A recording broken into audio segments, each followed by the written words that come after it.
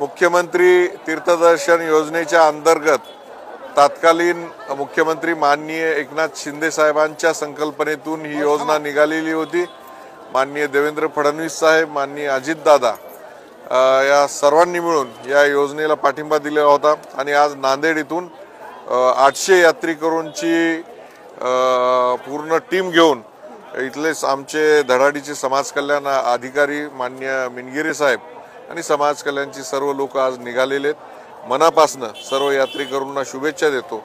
आयुष्यात जन्माला आल्यानंतर काशी बघितली पाहिजे, अयोध्येला गेलं पाहिजे आणि प्रभू रामचंद्र आमचं हे दैवत आहे।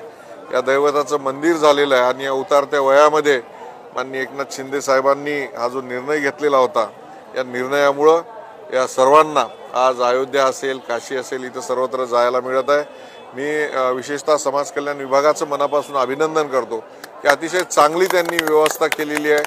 डॉक्टरांची टीम त्यांच्याबरोबर आलेल्या यात्रेकरूचं प्रत्येकाचा हार घालून तुळशीच्या माळा देऊन त्यांचं स्वागत करण्यात येत आहे। प्रत्येकाला आयडेंटिटी कार्ड देण्यात आलेले आहेत आणि आल्याबरोबर इथं नाश्त्याची व्यवस्था करण्यात आलेली आहे।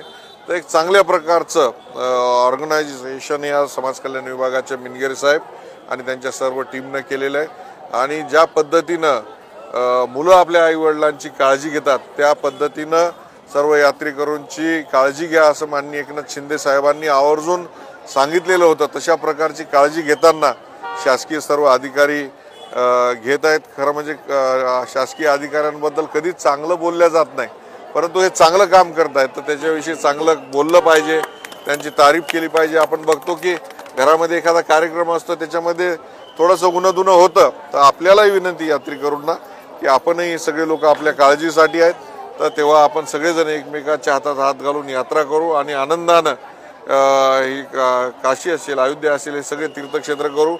सर्वांना मनापासून प्रवासासाठी शुभेच्छा। जय प्रभू रामचंद्र की जय, भारत माता की जय, भारत माता की जय।